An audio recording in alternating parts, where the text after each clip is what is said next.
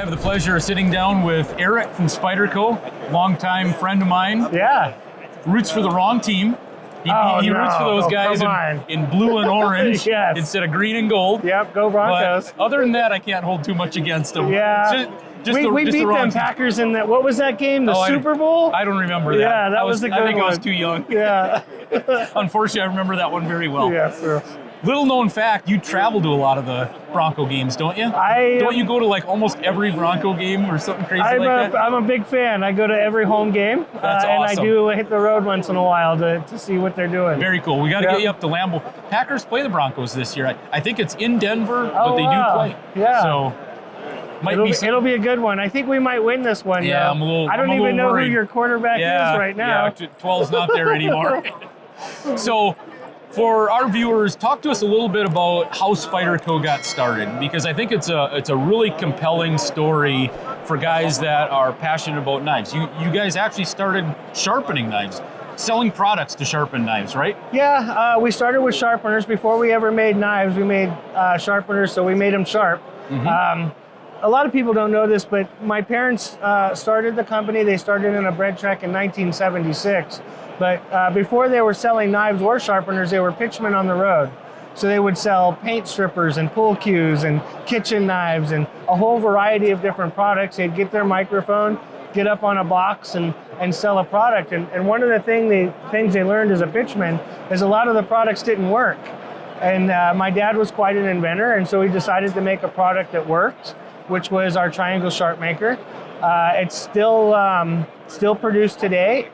Still sells very well. Still sells very well. It's I still feel it's one of the best in the market. Agreed. If you're sharpening your serrated edges, your scissors, if you want if you want to be able to sharpen just about everything from a chisel to a kitchen knife to a hooked blade to a point or a spear. I mean, it really does it all. One of the most versatile sharpeners. Not only versatile, but I own one personally, and the reason I like it is, as you might expect, a lot of my knives are expensive. You are not going to screw up a knife on a sharp maker, right? Right. No clamping. There's no clamping. There's no motor.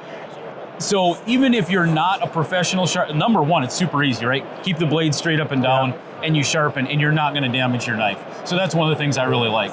So some more expensive knives, it's just a good way to use it. It's very simple, cost effective. We sell them by the hundreds, really. So a great product for people to check out. If you don't own a sharp maker, it's a really great product. Yeah, after 45 plus years, it's one of our most successful models still.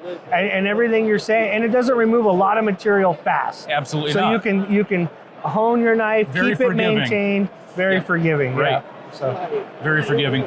So one of the things I think of, I know your dad a little bit and really have a lot of respect and adoration for your dad and kind of what they've done. I think you guys really epitomize the American dream, right? From humble beginnings, really the bread truck, right? Yep. Really started in a converted bread truck, now into a large, successful company that just recently built on again, right? Yeah, we did some expansion for our U.S. manufacturing. Love so we to hear that. want to be able to produce more models in the U.S., have some great things coming along.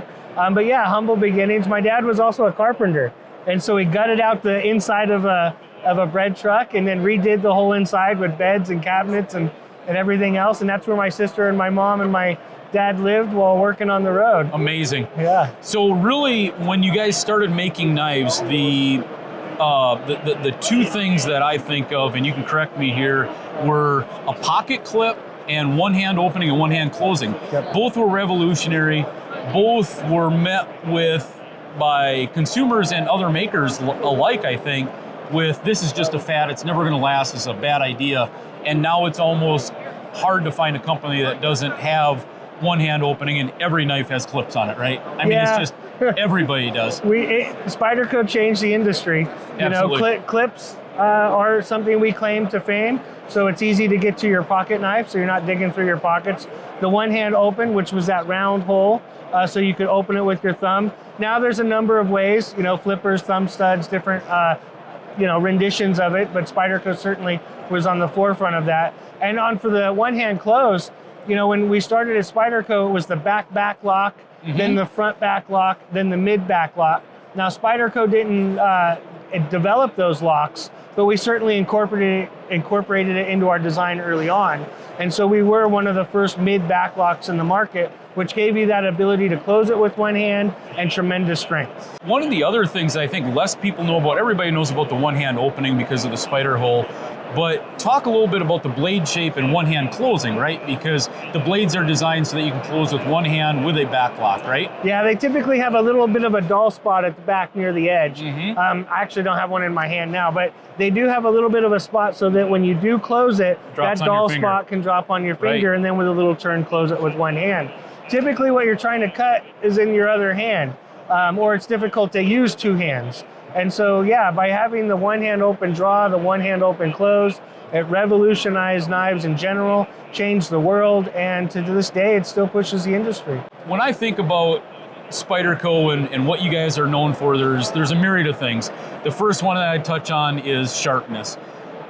From production factory knives, I don't think there's anybody that gets knives sharper than you guys. Little known fact at DLT, I have traditionally done the majority of the engraving that comes through. People order engraved knives.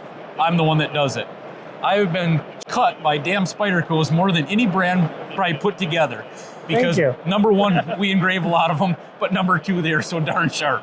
Yeah. You guys get a great edge on anything. And I think it kind of goes back to your lineage that you made sharpeners first and you made stuff sharp before you made knives.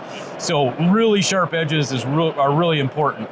But the other things that I look at with Spyderco are variety. You guys make a ton of different models. You do things in a ton of different steels.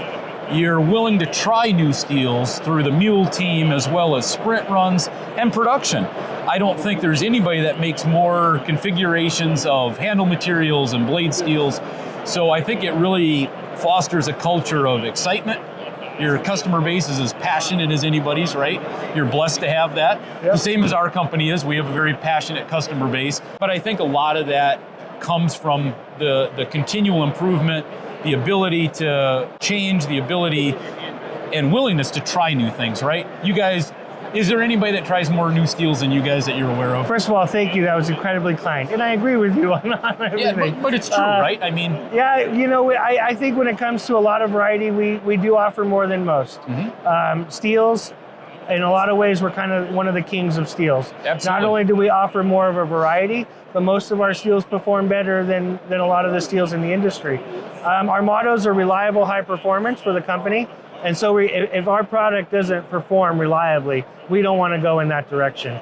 Another core belief in the company is constant quality improvement, CQI. Yep. And with both of those factors, we can bring tremendous performance and always be improving. We make knives all around the world. So that includes US, we work with some Italians, we work in Japan heavily, that's where we started. We also produce some products in Taiwan, which we typically have to ship the materials in, because Taiwan doesn't produce a lot of their own materials. And then we do produce some value folders in China. And so it gives you a lot of variety on what the countries are able to do, what materials are able to use, what locks they can do. And so when you're looking for different sizes, different price points, different designs, different materials, different countries of origin, really, Spyderco is one of the best at offering most of those things. 100%. I think what you touched on, the breadth of price points, right? From over 400, 500 probably, down well below $100. Everywhere in between, variety of handle materials, variety of locks, variety of steels, most everything with clips and one-hand opening, because that's kind of what you guys are known for. Folders, fixed blades, of course, known for folders, but you have some really great fixed blades as well, correct? Yep. Fixed blades are actually growing more and more these days. You know, they're not going to break on you as easily. You're not going to have a lock that you have to worry about. They're easy draw. Fixed blades are an important part of what we do. All in all, though, when you look across the spectrum of what we do, I'm not sure anybody offers more. No, we're up there with no, I think you're being extremely humble when you said, you know, you're right up there. I mean, I think it's a fact that when it comes to a production company, you use more steels and more models and try more things than anybody. And from that, great advancements have been made, right? By doing the mule team projects and sprint runs, you've actually worked to develop steels with Crucible, correct? We work to develop steels with different foundries. Crucible is certainly one of our favorites, one of our first in the U.S. to work with, but steels are a major part of our development. One of the other things I take a lot of pride in is our custom collaborators. When you look at the collaborators we've worked with throughout the years, they're the best in their field. We work with Hall of Famers. We work with people that have changed the industry as a whole, from the Bob Terzuolas to the Senafanis to the Jess Horns, and then even in-house, like the Michael Janiches. Yep. If you're looking for self-defense, James Keating, Masad Ayub, I mean, these are the kings of the world in their art form. And fortunately, we've been able to work with the best at what they do, and bring that to the consumer so that they have that in their hands. And it's honestly, it's a real cool, I think, cross-fertilization for both brands, right? I mean, Jonathan McNeese is right behind us right now.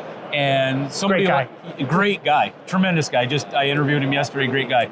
But he brings a great design to you guys. You guys make that knife and it helps your brand, and it also brings highlight to him, right?